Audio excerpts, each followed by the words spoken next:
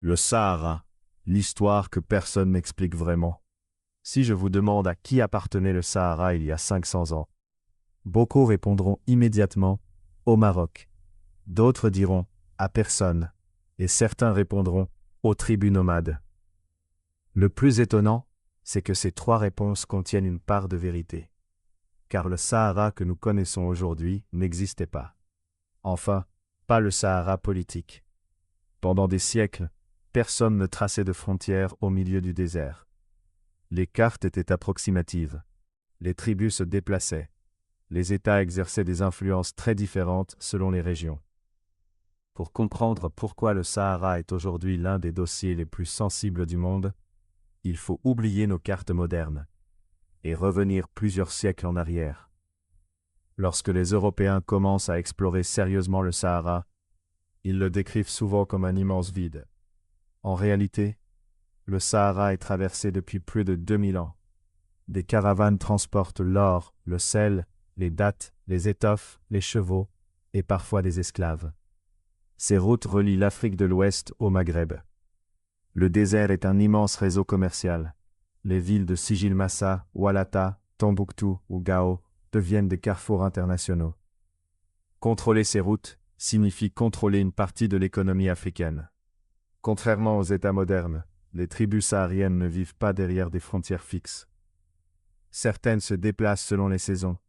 D'autres contrôlent les points d'eau. Certaines reconnaissent l'autorité d'un souverain.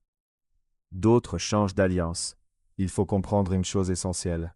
Au Moyen Âge, le pouvoir porte davantage sur les hommes que sur des lignes tracées sur une carte.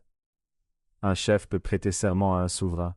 Quelques années plus tard, ses descendants peuvent reconnaître une autre autorité. Cette mobilité est normale. Très tôt, les souverains marocains comprennent l'importance du Sahara. Pourquoi? Parce que toute la richesse de l'Afrique de l'Ouest passe par ces routes. L'or du Mali, le sel, les tissus, les échanges. Les Almoravides naissent eux-mêmes dans cet espace saharien, avant de fonder un empire qui s'étend jusqu'en Espagne. Plus tard, les dynasties marocaines cherchent régulièrement à sécuriser ces routes. Leur objectif n'est pas uniquement territorial, il est économique. En 1591, le sultan saadien Ahmed al-Mansour prend une décision spectaculaire. Une armée traverse le Sahara, elle affronte l'empire Songhai, elle remporte la bataille de Tondibi, puis entre dans Gao. Ensuite Tombouctou. Pourquoi prendre un tel risque? Parce que contrôler ces régions permet de maîtriser les routes commerciales. Mais il faut distinguer deux choses. Remporter une campagne militaire et administrer durablement un territoire immense. Les historiens s'accordent sur le fait que le Maroc exerce alors une influence réelle sur certaines villes et régions du Songhai. En revanche, l'étendue et la durée du contrôle effectif sur l'ensemble du territoire font l'objet de discussions académiques. Pour comprendre l'histoire du Sahara, il faut parler d'un mot arabe. Baya. La baya est un serment d'allégeance. Dans de nombreuses sociétés musulmanes, des chefs tribaux reconnaissent l'autorité d'un souverain par ce serment. Mais attention, la baya ne signifie pas automatiquement qu'un État administre chaque kilomètre carré du territoire concerné.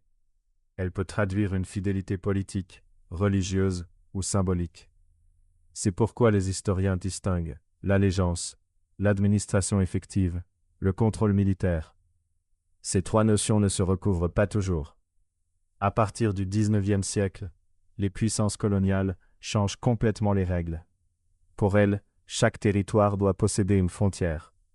La conférence de Berlin, en 1884-1885, accélère ce processus. Les cartes sont dessinées dans les chancelleries européennes, parfois avec très peu de connaissances du terrain. Des lignes droites apparaissent au milieu du désert. Ces limites administratives sont nouvelles.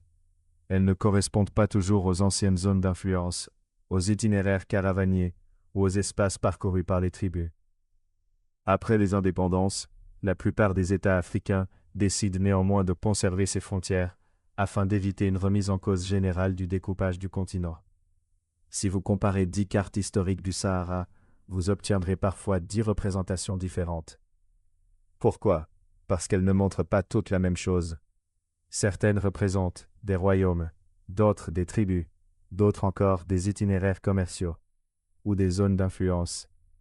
Une carte du XVIe siècle n'a donc pas la même fonction qu'une carte politique contemporaine. La comparer directement à une carte actuelle conduit souvent à des malentendus. Qui contrôlait réellement le Sahara? La réponse n'est pas simple. Au fil des siècles, différentes dynasties marocaines ont exercé une influence sur certaines régions sahariennes, notamment à travers les routes commerciales, les alliances tribales, les campagnes militaires et, dans certains cas, des serments d'allégeance. Dans le même temps, de nombreuses tribus conservaient une large autonomie, et le degré de contrôle variait fortement selon les époques et les lieux. Enfin, les frontières que nous connaissons aujourd'hui sont largement le produit des découpages coloniaux de la fin du XIXe et du début du XXe siècle. Comprendre cette histoire demande donc de distinguer les faits historiques, les concepts politiques de chaque époque et les interprétations contemporaines. Mais une autre question demeure. Pourquoi les cartes anciennes du Maroc, publiées à Londres, Paris, Madrid ou Amsterdam, montrent-elles parfois des frontières très différentes? Était-ce une erreur, une vision politique, ou simplement une autre manière de représenter le pouvoir? Dans le prochain épisode, nous analyserons ces cartes une par une pour comprendre pourquoi les représentations du Maroc varient autant selon les époques et les auteurs. Cette plongée dans la cartographie historique permettra de mieux saisir comment les cartes influencent encore aujourd'hui notre manière de raconter le passé. Abonnez-vous pour suivre les prochains épisodes.